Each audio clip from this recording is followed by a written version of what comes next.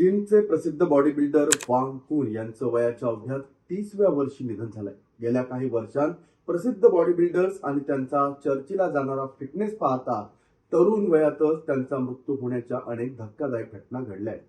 अहवालानुसार वांग कुन यांचं हृदयविकारानं निधन झालंय. चीनच्या अन्हुई प्रॉव्हिन्शियल बॉडी बिल्डिंग असोसिएशननं त्यांच्या मृत्यूची पुष्टी केली आहे.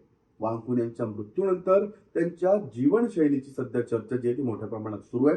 ते एका संन्याशासारखं आपलं जीवन जगले, व्यायाम आणि संतुलित आहार ठेवला, हे त्यांच्या दिनचर्येचं वैशिष्ट्य होतं. तरी असं का घडलं असा प्रश्न अख्ख्या जगाला पडलाय. नमस्कार, मी अभिषेक गावंडे आणि तुम्ही पाहताय लेट्स अप मराठी. वांग कुन हे चीनमधील सर्वात मोठी बॉडी बिल्डिंग संघटना मानल्या जाणाऱ्या international federation of body building and fitness professional लीगशी संबंधित एक व्यावसायिक खेळाडू होते.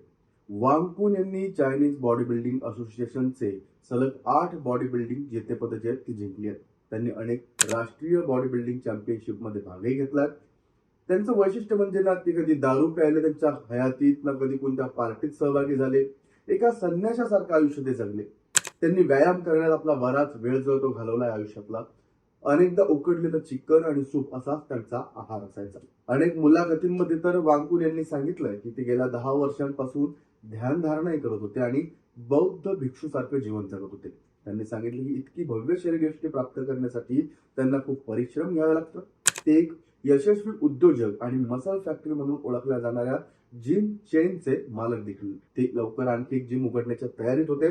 वांग कुन यांच्या मृत्यूनं त्यांची जीवनशैली पाहता जे बॉडी बिल्डर्स असतील किंवा जगभरात सध्या चर्चेला उदाहरण आलंय की लोक आज हृदयविकार आणि फिटनेस यांचा संबंध, त्याचबरोबर हे जे बॉडी बिल्डर्स आहेत यांच्यामध्ये जे प्रोटीन्स आहेत किंवा ज्या पावडर्स वगैरे वापरल्या जातात त्यांच्याशी यांचा काही संबंध आहे का, आता विविध चर्चांना उदाहरण आलंय. लोक या गोष्टीशी जोडतायत. त्याचं कारणही तसंच आहे. अलीकडे काय झालं होतं तर ऑस्ट्रेलियन बॉडी बिल्डर अजित शावरशियान याचं वयाच्या अवघ्या 22व्या वर्षी निधन झालं. त्याचा मृत्यू अतिरेकी स्टेरॉइड वापरल्यामुळे झाल्याचं मानलं जात होतं. जो लिंडनर जे जर्मन फिटनेस मधले प्रभावशाली नाव आहे, त्यांचं वयाच्या 30व्या वर्षी निधन झालं. ऑस्ट्रेलियन फिटनेस व्यावसायिक अँड्रियास मुंझर यांचंही वयाच्या 31व्या वर्षी निधन झालं.